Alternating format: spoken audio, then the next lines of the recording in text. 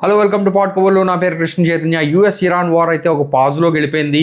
Trump ఏదైతే tweet చేసి చెప్పాడో, లైక్ 5 days వార్ ఏదైతే ఉంటుందో అది పాజ్లో ఉంటుంది అని చెప్పేసి.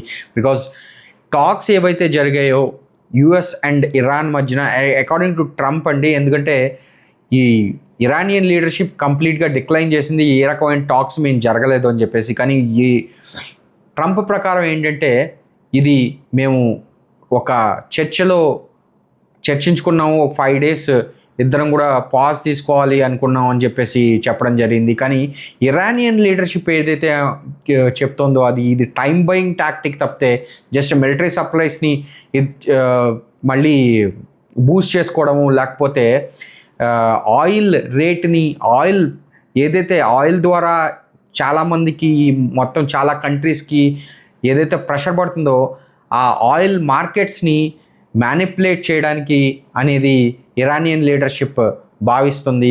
సో ఇది ఈ రకంగా, దీంట్లో ఎంత నిజం ఉందనేది మిగతా రీల్స్లో మనం మాట్లాడుకుందాం. Thank you very much.